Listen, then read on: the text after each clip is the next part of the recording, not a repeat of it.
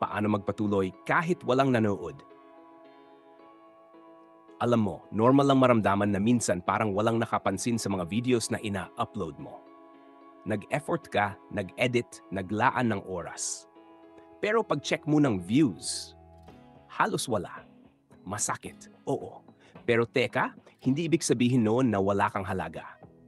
Sa totoo lang, halos lahat ng creator dumaan diyan.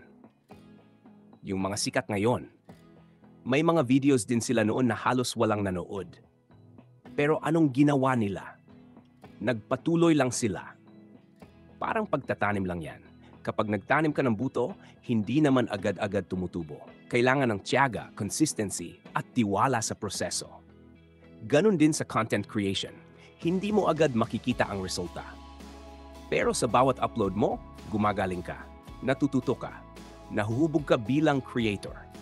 At kung iniisip mo na sayang ang effort mo, isipin mo ulit. Dahil walang nasasayang, ang bawat video na ginagawa mo kahit walang nanonood ay hakbang papunta sa mas malaking bagay. Minsan, iniisip mo na baka hindi ka para dito, baka walang patutunguhan. Pero tandaan mo, lahat ng bagay na maganda dumadaan muna sa proseso ng pagiging mahirap.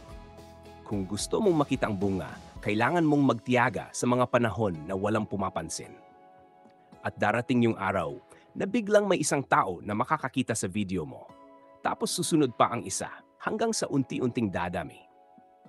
At doon mo ma-realize, buti na lang hindi ako tumigil.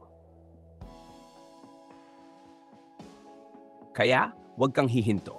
Huwag mong hayaan na yung view count ang magdikta kung magpapatuloy ka pa o hindi. Ang bawat hakbang mo ngayon ay daan papunta sa tagumpay na hinihintay mo. Kung nagustuhan mo ang video na to, subscribe ka na sa channel natin, pindot lang.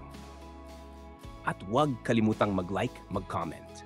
At share mo na rin yan para mas marami tayong ma-inspire.